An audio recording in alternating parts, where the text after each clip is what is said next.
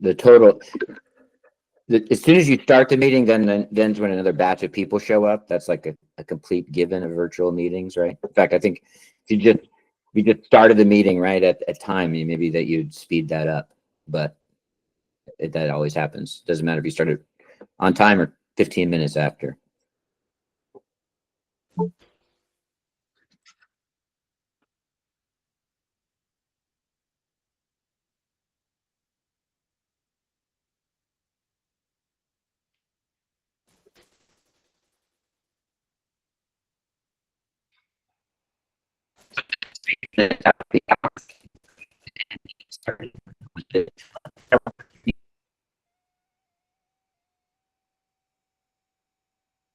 Call we do have a packed agenda today, so we can go ahead and get started here soon, as soon as in now. My name is Chris Lawrence, and I'm a Chief Program Officer here at the Interledger Foundation. I've hosted the community call in the past with my colleagues, and will probably still be sharing lots of speaking time, but for the foreseeable future, I will be our host for a while on the community call. So it is always good to see everyone. So let's go ahead and get started. First, we've got some Interledger updates, stuff that's happening in the foundation. Then we'll hear Chi-Money share out some work they've been doing on web monetization. And then we're very excited to have our 2025 new ambassadors for 2025 introduce themselves and their work coming up. But start with some Interledger Foundation updates. I believe first on our list is Aiden with a Dynamic Coalition update. Aiden, you are out there, I know, so go ahead and take over. Thanks so much. Hi, everyone. Great to be back here with everyone on the community call today. And I am very excited to share some updates from the Dynamic Coalition on Digital Financial Inclusion, which, just to sort of recap, is an intersessional working group of the UN Internet Governance Forum that some members of our community are participating in, and within which we continue to champion open, inclusive, and interoperable payment systems that serve people and not platforms. Next Thursday, May 22nd, we have been invited to speak at a webinar that typically reaches around 1,000 to 5,000 viewers live. So during this event, we'll be sharing some highlights from our intersessional work, the kind of sustained behind-the-scenes efforts that sometimes go unnoticed, but which I would say drive change. And we'll focus on how our activities have been contributing to a growing body of global good practices. So research that shines a light on the underdocumented and less understood corners of digital financial systems, and the work that we're doing to translate some complexity into clarity for policymakers, and what we plan to do in the future to build capacity, not just among institutions, but within communities themselves. And that's not all we're up to. We're also preparing for a major milestone next month. That's when the Internet Governance Forum will be taking place in Norway, in Oslo, and we'll be officially launching our policy blueprint on open and interoperable payment protocols. This blueprint is the result of months of collaboration and consultation. It presents a vision for interoperability that is not only technically sound, but socially inclusive and economically empowering. It includes a set of asks and questions for lawmakers and regulators designed to spark some constructive dialogue and, more importantly, some action. And alongside the launch, we'll also be convening a roundtable with technical experts, civil society leaders, maybe some private sector as well, potentially, but I don't want to overpromise, regulators too. We'll see who's in attendance so that we can unpack that blueprint's implications in depth. So it's a moment of momentum and alignment, and we'll also share a bit more of this work on the community forum soon so that you can also have a sneak peek and read the policy blueprint and also offer a little feedback as well if you do have anything to share with us. So thank you. And let's keep building together, and I'll update you in a future call, I'm sure, on the work of the Dynamic Coalition. Thanks. Awesome. Thank you, Aiden. And Tiffany's doing an amazing job live DJing links and information in the document. So you can see some updates in the last 30 seconds. Thanks, Tiffany. Next up, we have Julaire, who hosted a session at Payments Canada with a number of people representing across. So she's going to give us a quick update. Julaire, take it away. Thanks, Chris. Hi, everyone. So quickly, last week, a team of us, including our president and CEO, Brianna, two ambassadors, Stephanie Perrin and Andrea, I see Andrea on, and two members from our ecosystem, Roberto Valdovinas from the People's Clearinghouse, Uchi Becky from Chi Money. Those two are no stranger to our ecosystem and are two of our current digital financial services grantees attended the Payment Summit Canada in Toronto. So for those who don't know, Payments Canada is like an association that operates a payment clearing and settlement system. And they convene this annual summit where members in their payment ecosystem attend to discuss all things payment and which focus primarily on Canada, but also include global perspectives. So our participation, we had a panel that was led by Brianna, including Uchi, Roberta, and myself, and our focus was on interoperable cross-border transfers, revolutionizing migrant remittances. So that conversation highlighted the importance of remittances, the challenges that migrants are facing currently in transferring monies to their home countries, and exploring technological advancements using PCH and Chi Money as case studies as they work to enable a future where we have cross-border remittances that are seamless, interoperable, and powered by real-time transactions. I think one of the major things coming out of Payments Canada is the fact that they're developing and launching their first real-time rail. And I guess we'll hear more about that as the months go by. And I'm also working on a reflection blog that I'll share on the community forum in the coming week, and we will also promote via all our communication channels. Thank you, Julaire. Nice job. It looked like it was. So congratulations on that. That was pretty awesome. I'm going to do a couple quick updates that you can I'll just highlight in the agenda. Whole slew of blogs, everything from kind of look back on past Future Money episodes, kind of in a text way, what went on in April, reflections from other events that have gone on in the ecosystem, so you can kind of see those links of blogs. If any of my Interledger colleagues see one that is missing, go ahead and add it there. Just a quick shout out that our call for papers for research into financial inclusion will actually close. What's that? That's in 2 days, a day and a half, basically, on May 16th. So that is out there, but not for that much longer. But wanted to raise awareness for that. We'll be reopening financial services again on July 1st. We'll be around 2 for this year.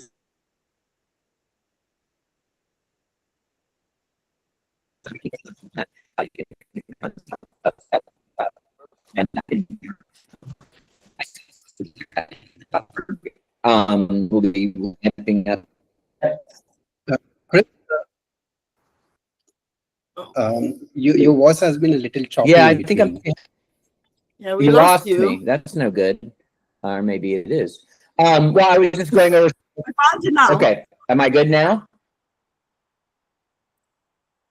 Okay. It's good. Yeah, it seems a little choppy. Apologies for that. Basically, just our grant opportunities. The one that I call attention to is that the call for papers ends on May 16th. You can see the live conversations off the ledger, episode 7, season 1 wrap up. There's linked there, and then some upcoming events. The JS Heroes in Romania. That looks pretty awesome. Feta Forum, Render Atlanta, and Pixel Pioneers. Some places that we will be speaking and joining in the next couple weeks. And then there is a blog post too, a Rafiki update. But we want to hold a little bit of time for BB to jump in and give us an update on what the Data Conversation Work Week. So BB, I think I saw you out there. Are you there?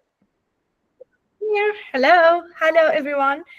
So as Chris mentioned, last week the web monetization team we were in Cluj. Not all of us, unfortunately, for visa reasons. So we were like a hybrid, half of us in the office, few of us joining us remotely. Basically, work weeks are, since we are all remote, all over the place, we get to meet once or maybe twice a year in one office all together. And the idea is to have some face-to-face time focusing on specific, subjects. Usually these are like things, feedback from the community, what we want to work on the future. So that's what we did last week in Romania. It was really good. So we ended up having smaller working groups. Each working group focused on a specific subject, things like, working on a plugin for WordPress, for example, bringing web monetization to WordPress, thinking about different tools for publishers, etc. So it was really productive, and we made some decisions. We made sure that we go out of the week with some plans for the future, and hopefully you're gonna see some of these conversations turned into products and features in the near future, just a month or two even. On top of that, there is a new release of the extension. We do have regular releases, and there is a fresh new release. So that is on the Chrome, Firefox, and Edge stores. If you did not have the chance to test out the extension before, please do and let us know what you think. And if you have an older version, you might want a newer one because we keep improving on those. So that's that. Yeah, unless anyone wants more details about the work week. Did anybody have any questions about the work week or follow-up? I'd say to get to the new,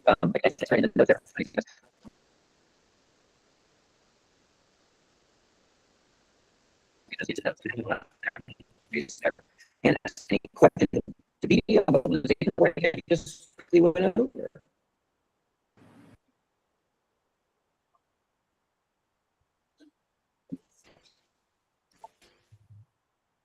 I hear some laughter. I see some laughter. Is my audio still working, or am I still VoIPing? You've just come back, actually. Ay. Google Meet. All right, so then I will stop talking because it doesn't seem that's working out very well. So let's move on to Phyllis and SheMoney. We'll kind of build on web monetization and talk about some of their recent integrations.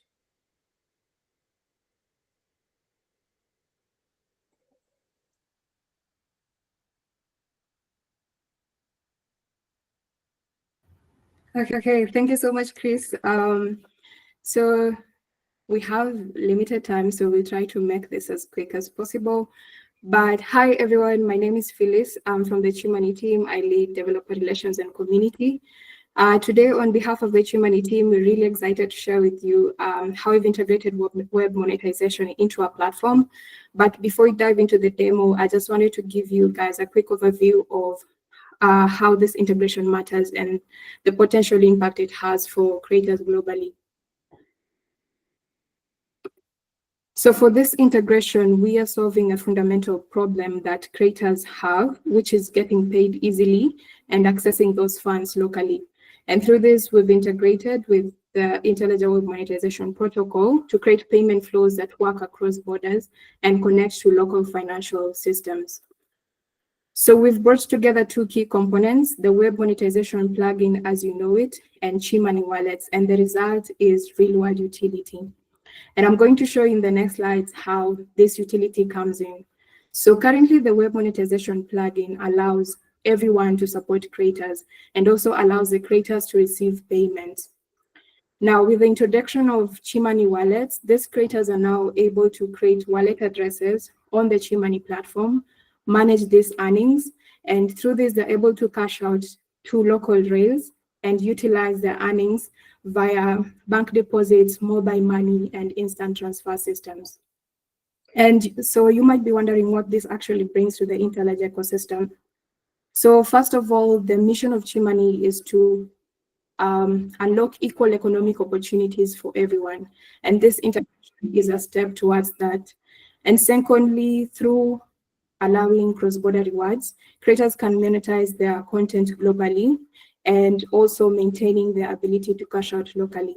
And finally, which I think is the most important point, by connecting web monetization to practical cash out options, we are bringing theoretical payment solutions into everyday use. So with that brief overview, I'm going to hand it over to my colleague Hamed, who's going to take you through the demo of how Thank you this so much, actually works. Phyllis, and Over to you, nice Hamed. presentation. Hello, everyone. So I'll go ahead to share my screen. Yeah, can everyone confirm they could see my screen?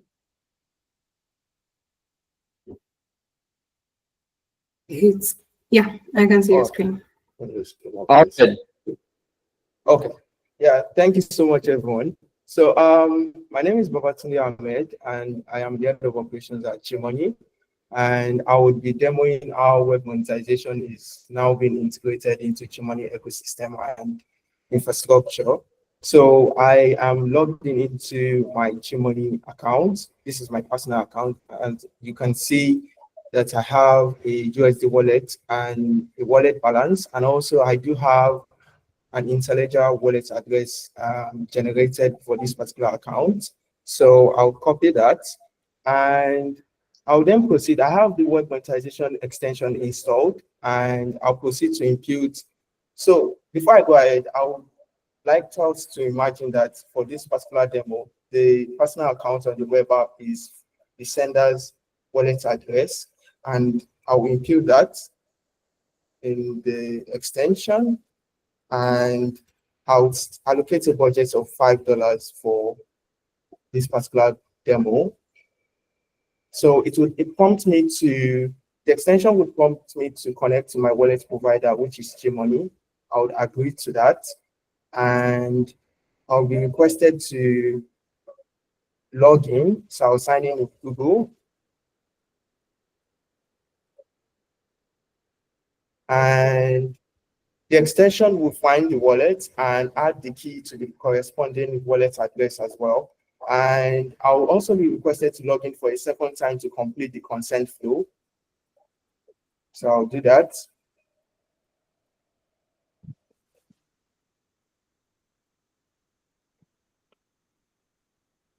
And it will then, I'll remove that. So it's then take me to a web page where I can confirm the payment of $5 and also access my wallet and also accept to access my wallet and withdraw $5. So I'll accept that.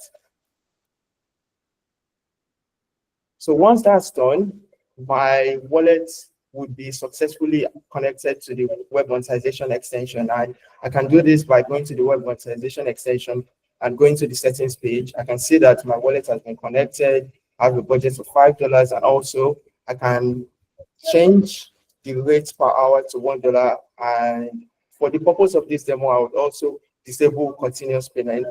So now I have set up the wallet address for the sender. For us to finish the flow of web monetization, we need to set up the flow for the receiver side of things. So I do have a wallet address generated for my Gmoney app account itself. So I have this particular wallet address, and to demonstrate how web monetization works using the Gmoney wallet addresses. So we've monetized a blog post on Gmoney's blog, and if I click on the web monetization extension, you can see that I have the ability to support the author of this content. But how do I stream the payment to the receiver? So we've added the payment pointer or the wallet address to the header information on the HTML page of this particular blog post. And if I go to inspect this page, I can see that the same wallet address on the Gmoney app is the same one on the web page that's been added to the web page itself or the blog itself. And I would then proceed to support the author of this blog post with $1. But I want us to keep a note of the current wallet balance on the Gmoney app itself. So I have 113 wallet balance itself. So I would send $1 from the sender's wallet balance to the receiver's wallet balance on the Gmoney app. So it will take a couple of seconds for it to get sent. And one of the value propositions that Phyllis mentioned was to showcase how web monetization can unlock utility for the creators of different content. So if I go to the Gmoney app, the receivers have the opportunity to cash out their earnings to their bank account, to their mobile money account, and also to other payment options we have enabled on the Gmoney app. So it just takes a couple of seconds for it to get credited on the Gmoney app side.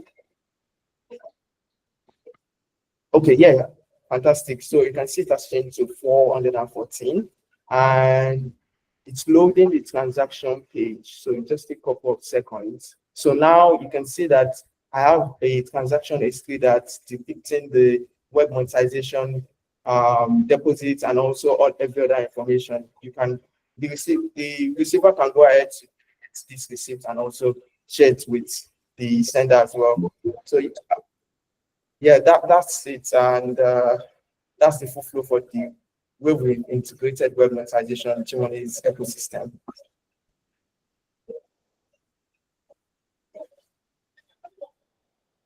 So I'll take any question now if there are any. We have time. Questions, any feedback for the team at Gmoney? That's a pretty exciting update. You're getting lots of emoji love. Any questions or comments? Well, I can't. Everyone's fun with emojis. Well, thank you so much, everyone, from the Gmoney team. That's an exciting progress. Yeah, thank you so much, Chris, everyone. All right. Next, we are going to hear from each of our 2025 new Interledger Foundation ambassadors and a little bit of an introduction to the work that they're doing. We will follow the order that we have just for the sake of ease in the agenda. So Carolyn, I invite you to open up your mic and go ahead and introduce yourself and your work. Great. I also made slides. Go for it. Possible to screen share it all. I'll share the access.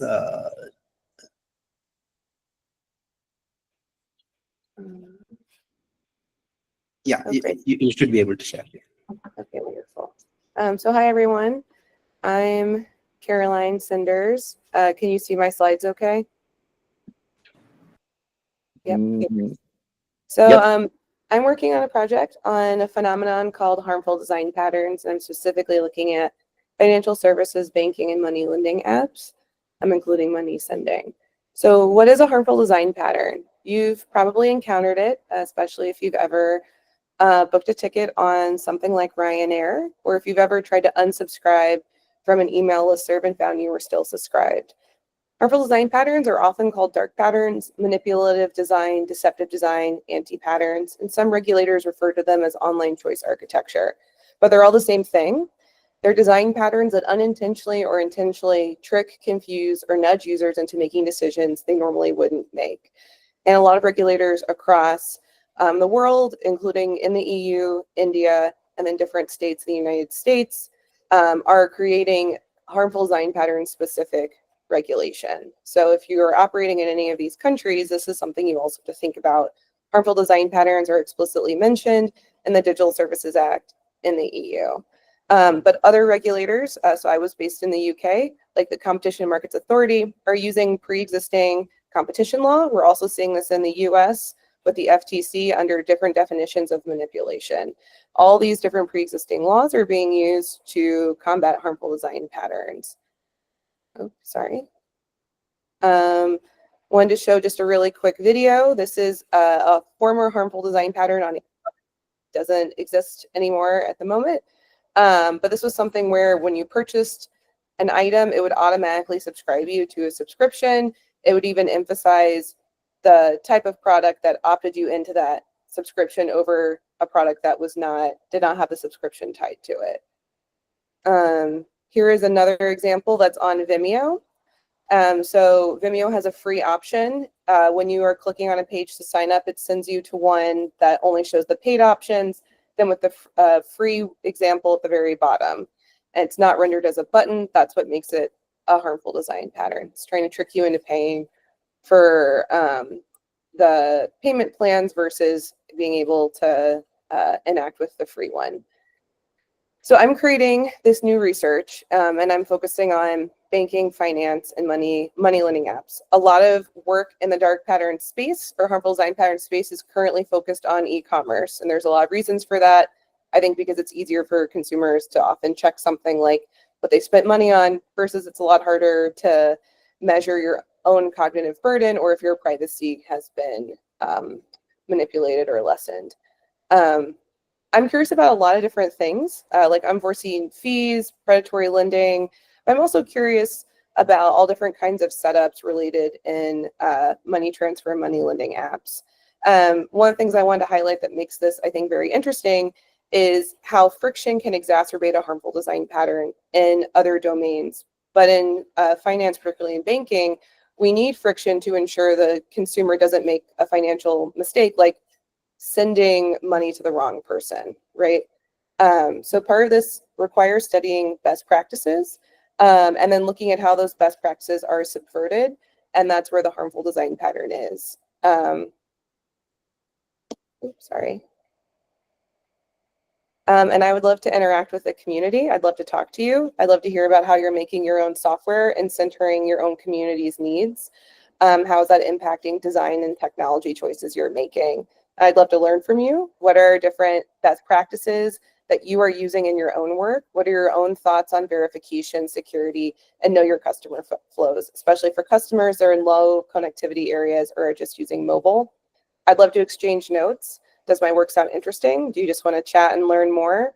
That's great. I love chatting and I love knowledge exchange. So please contact me because I would love to chat. Thank you.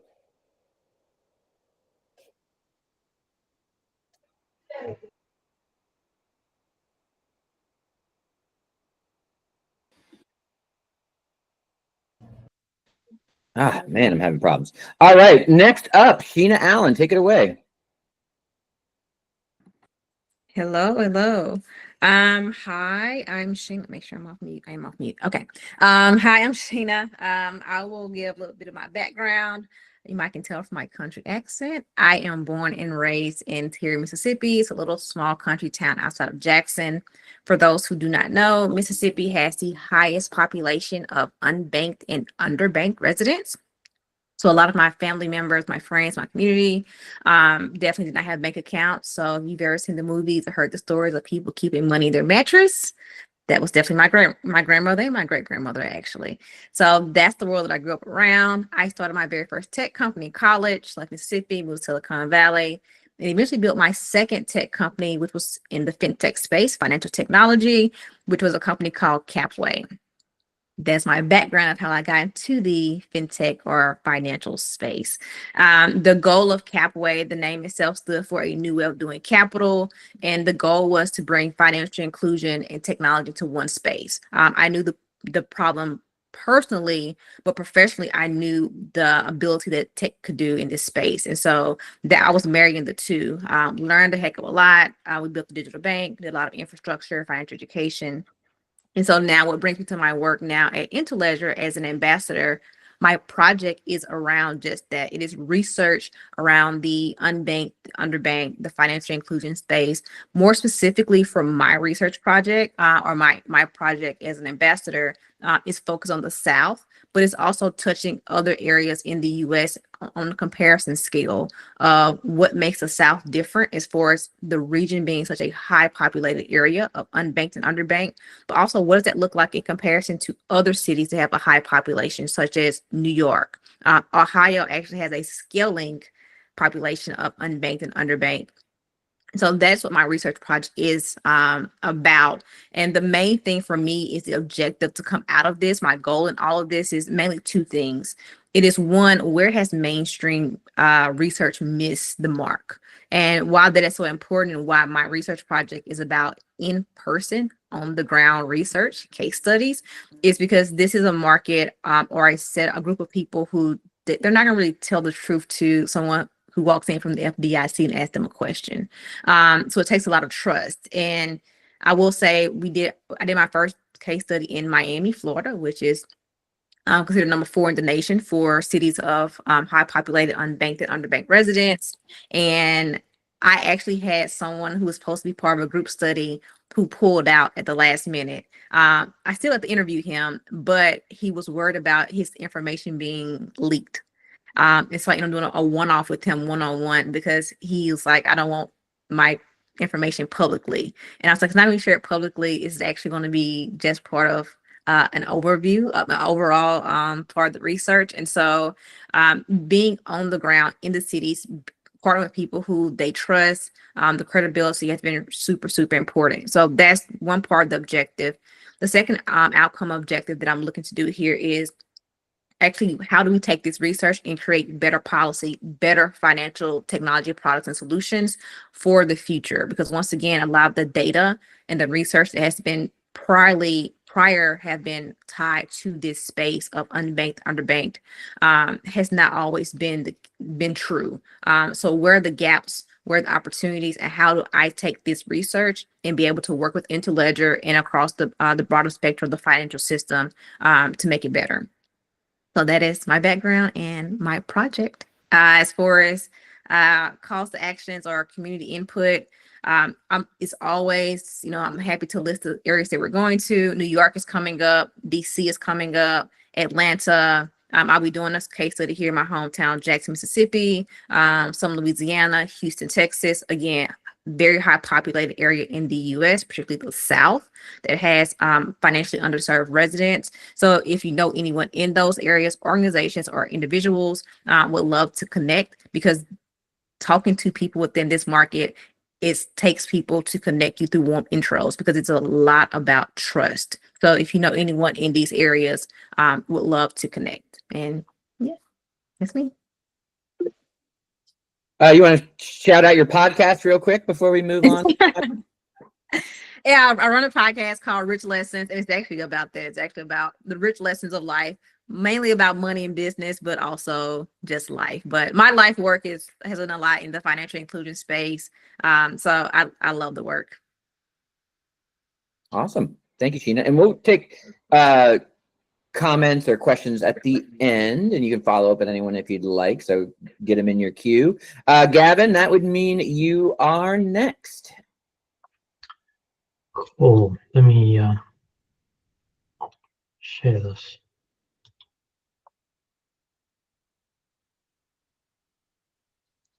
There we go. Hi, my name is Gavin. I'm a South African, currently based in the south of France in Marseille. I've been involved in economic development of one sort or another for more than 30 years, starting before the end of apartheid, and then working for decades in the post-economic recovery.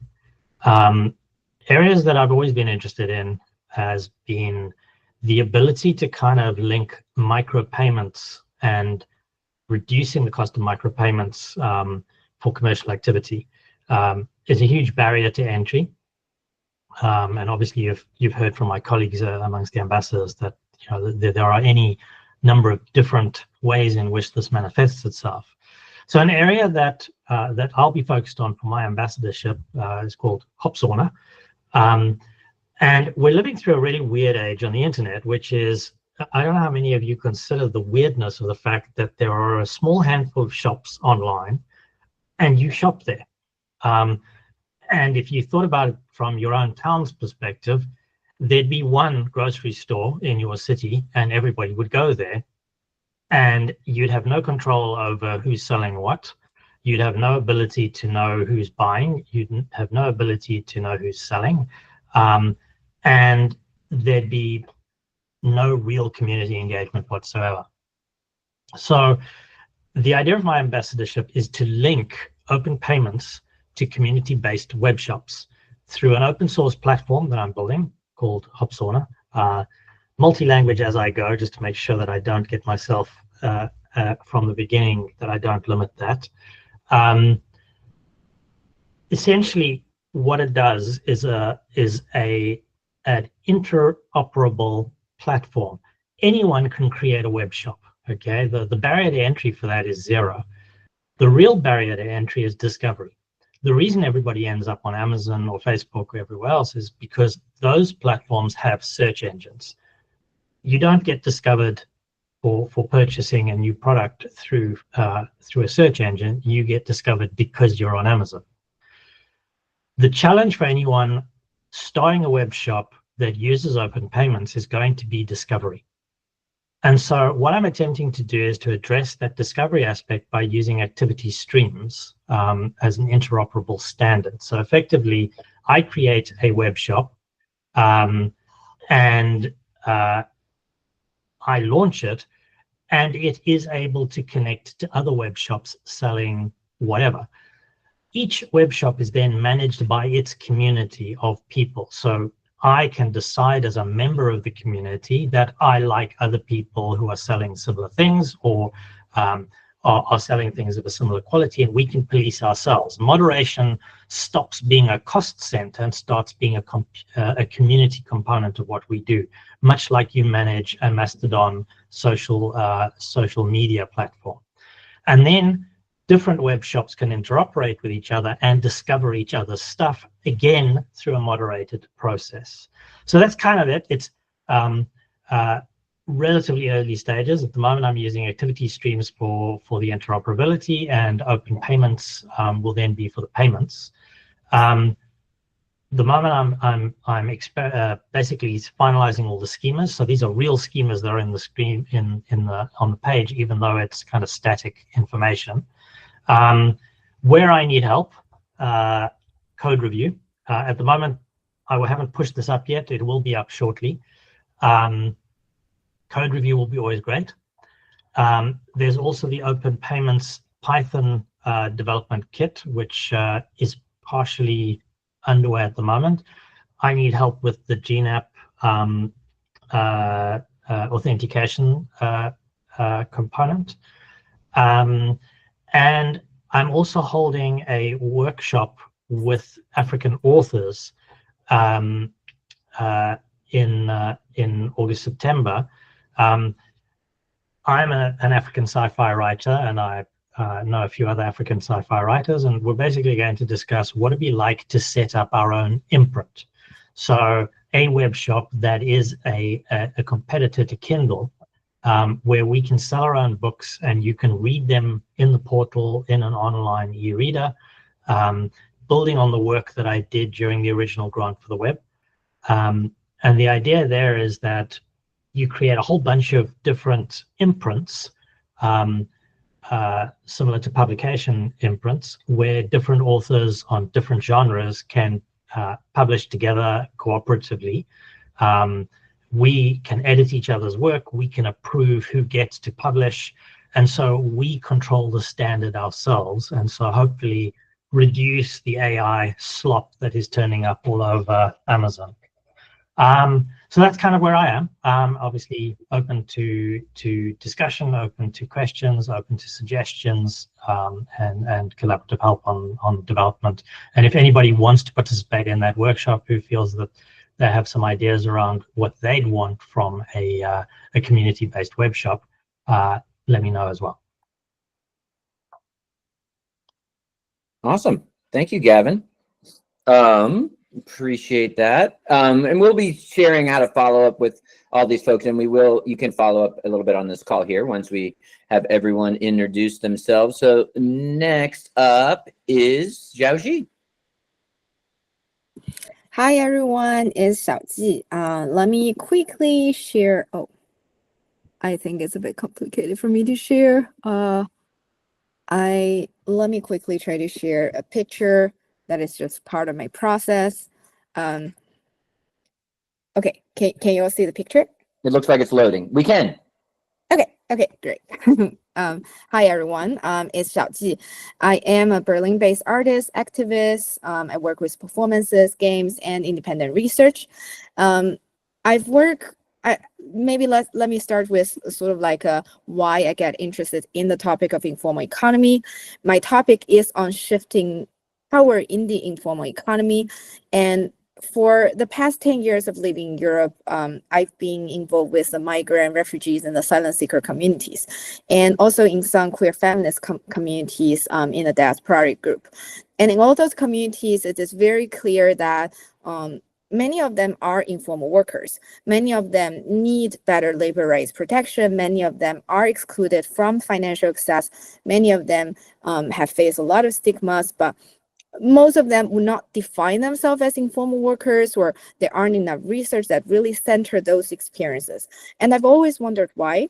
And this is kind of the starting point of this thought of like working on the topic of informal economy. Informal economic activity is essential to the livelihood of marginalized communities, but their informality, often not by choice, results in exclusion, stigma, and limited choices when seeking labor rights protection and economic empowerment. Europe, where I've lived for the almost 10 years of my life, it's a continent that supposedly has over 90 digital connectivity, but the needs and struggles of informal communities in increasingly digitalized financial systems are still often overlooked. Despite this, there aren't many efforts that center around the financial and economic needs of these communities themselves in relevant discourse. So this project aims to try to understand how the digital financial inclusion efforts from the Interledger ecosystem can support crafting pathways for labor rights protection and economic empowerment of the communities involved in the informal economy, as well as how we can build networks to shift power towards them in relevant political processes and build alliances for wider economic justice in the European context. So how I'm going to do this? I will start with Berlin and Madrid as case studies, and I will try to examine the visible and invisible barriers that informal workers face, including legal restrictions, financial exclusion, stigmas imposed on them, and highlights how structural violence shapes their economic reality. These communities include, but are not limited to, undocumented people, migrant workers, and sex workers who are very often involuntarily excluded from the financial system. So going into this idea of like building this methodology of how to shift power, I will start with first tracing informal economies in Europe and what kind of infrastructure of financial exclusion for the informal sector, and also understanding their need and learn from their narrative about what kind of exclusion stigmas exist in traditional banking and financial infrastructure. And then I want to try to recenter this invisible stakeholders and listen to their need and try to connect how the open payments technology and their needs, and try to, again, now build alliances, build maybe a pan-European network for economic justice. A large part about why this topic is often overlooked is because many of them, they have their very particular struggle. Under the name or under this title of informal economy and informal worker, there are very diverse needs and diverse struggles, and they are not often connected. These movements are isolated and they do not have space to nurture solidarity. And this is what I would want to do. And I guess I would need, a lot of technical knowledge from the Interledger community, as always. I've been learning a lot in the past few years. And I am currently going through the initial research and also stakeholder mapping. And we're very soon going to field research. So if anyone in the community are interested in this topic, have already knowledge and insights from those communities, or the civil society stakeholders that are already supporting some of those communities, I would really love to know about your experience. Regardless if you're based in Europe or not, I think, more experience and more insight, the better. I will be in Berlin and Madrid during the project period. So if any of you are around, I would love to meet up, and I would love to hear from you, and also, hear from your insights of also how to get this discussion started in those communities. I think, that's about me. Thank you so much. Thank you. And Andrea, I think you are taking us up you are our final one. Go for it. Okay, hi everyone. I bring you greetings from Canada. My name is Andrea Barrett. My project is called Empowering Global ROSCA Users Through Digital Financial Inclusion. ROSCA may be an unfamiliar term that you may not have ever heard of. Growing up, it's a term I had not heard of. What I had heard of was apartna. My family comes from the Caribbean, specifically from Jamaica, and the word that we grew up when it came to learning about having to save money was called apartna. In Nigeria, it's called a susu. In Guyana, it's called a box hand. In South Africa, it's called a stokvel. So all around the world, there is this really unique cultural, informal, traditional way of saving money, and every community and culture gives it its own name. But according to academics, it's called a ROSCA, ROSCA, Rotating and Savings Credit Associations. So professionally, what I do in Canada is I'm a trainer and facilitator. So I facilitate workshops in the corporate space and in the nonprofit space. In the nonprofit space, I do a lot of work with women primarily, financial literacy and financial confidence. So the goal of my project is to focus on these ROSCA users and how we can aim to keep them working together while they're abroad. So I have two examples for you. So think back. I'm going to bring you back to the days when grandma was in Jamaica. Grandma would have her $10. Grandma would get together with 9 other people. They would put their $10 together, and then you have a total of $100. Everyone takes a turn with their $100 and does something, anything they need to do. They could use it to start a business. They could use it to pay down debt. They could use it to, if it's grandma, she could be buying a sewing machine, she could be buying fabric, she could be buying notions so she could start a business, create clothing so that she could sell. Somebody else could be taking their money to save up and send abroad for someone to go to school. Somebody else could be saving up for their money to do whatever they needed to do. So 10 people getting together with $10 gives $100 that everyone takes a turn with. So it's an informal way of lending. It's an informal way of supporting each other. Informal way of banking. Sheena mentioned some people don't have banks. They're underbanked or unbanked. Now imagine grandma immigrates to Canada, starts a family, and she's no longer in the community with the other ladies. The ROSCA may break down. Grandma now doesn't have a network, doesn't have a support system because she doesn't get together physically with them anymore. So what happens when people go abroad? What happens to the ROSCA? Once they're introduced to technology and learning how we can continue to support ROSCAs abroad through technology, we can still work together. We find that when people are in these informal saving groups, not only are they saving money to better themselves and their family, but it also has a really great social connection. So the purpose of my project is to find out what do ROSCA users need so they can continue this work globally, stay connected with people back home because we know we have high numbers of immigration.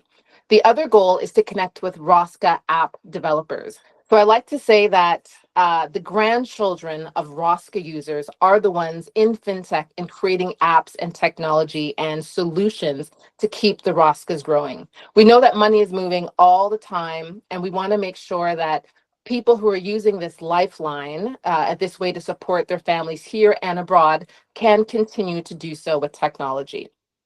So what I'm asking for you or of you is if you know anyone who's participating in a ROSCA here or abroad, I would love to learn more about them. If you know anyone who has created a ROSCA app, I would love to learn more about them. And the best way to get a hold of me and stay in touch with me is on the blog or by LinkedIn. But I wanted to mention one more thing. As Juliere said, I had the opportunity to meet her in person. And of course, everyone else, we went to the summit last week and it was fantastic. I specifically want to mention that simply wearing this lanyard with Interledger on it just broke down barriers. I was able to walk up to people. Specifically, I spoke to somebody from Wise. He took one look at my name tag and was like, all barriers went down. Oh, Andrea from Interledger. Oh, I know Interledger. How can I help you? So I felt really proud to be wearing this lanyard because it facilitated easy conversation. So you should know, wherever you are in the world, that the name Interledger, or simply wearing a badge, opens doors, and I felt instantly respected and welcomed, and I just felt good. So thank you. That is nice to hear. We don't always get that feedback as we're still establishing ourselves. So it's nice to see that we're getting some traction and advancement. So that's great feedback, Andrea. Well, thank you to all of our ambassadors. They're a couple months into it. They spent the first couple months really honing in, meeting many folks within the ecosystem and working on their projects, and their projects are now rolling out and hitting the world. So we wanted to introduce them to you. Does anyone have any questions or follow-ups for any of our 2025 ambassadors? We have a minute or two. You could open your mic or your taps on the chat. Hi, this is Daryl from the Best Pay team. Also Jamaican. Hi, Andrea. So for all the persons who spoke, if it's possible for you to put your contact information in the chats, I'd love to get in touch with at least, a handful of you. So if there's some way we could get the contact information collated. We will put their contact information into the notes. We can do that. And also, if you ever need, you can always reach out to Lawil Karama, our program officer at the Interledger Foundation, who her portfolio is the ambassador program, or as part of her portfolio includes the ambassador program. So she's always a good person for one-stop shopping if you just need to contact or get information. CD, I think you had your hand up out there, so go for it. Thanks, Chris. I was just wondering, Shalti, was there a reason other than, maybe that you would be in Berlin and in Madrid? Were there reasons why those were the two places that your research kind of begins or focuses on? I was just interested in that. Thanks. Thank you for the question. That's a really good question, actually. I thought about it a lot, like when I was proposing the project. I actually don't have, I have some data, but I don't have the data like right now I can find immediately.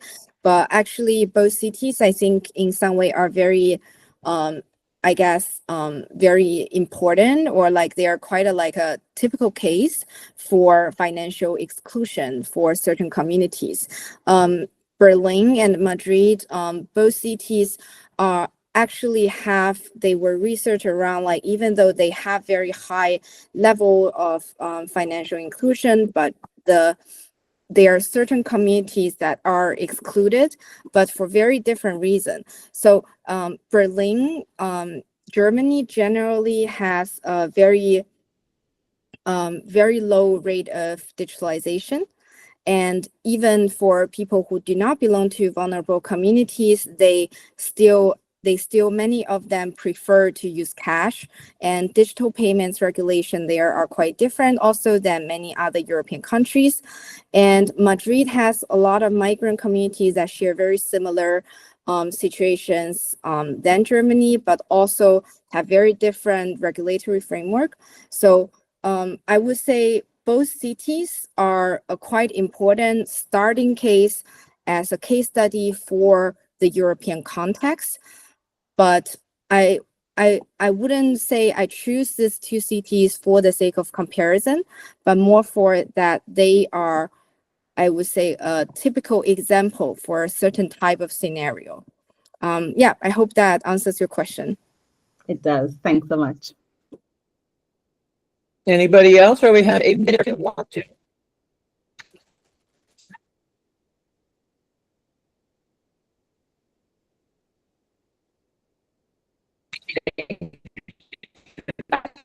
Obviously aren't going anywhere. This is just a way to introduce them to everyone. So we've given some ways. I know whether you go directly through Lawil on Slack or email, and I think Lawil is filling out contact details within the agenda, but I can say with confidence that they are definitely looking forward to connecting with the community and staff and wider ecosystem on many fronts.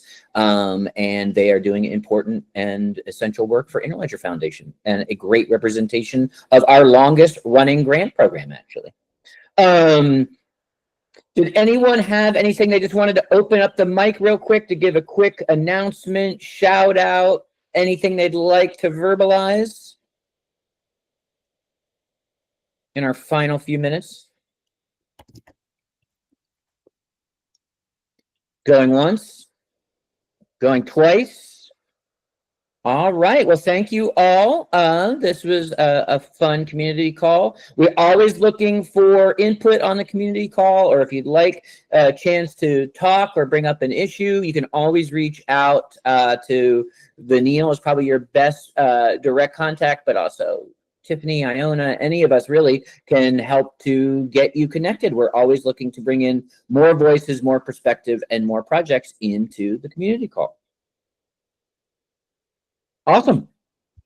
Thank you, everybody, and continue to have a great week.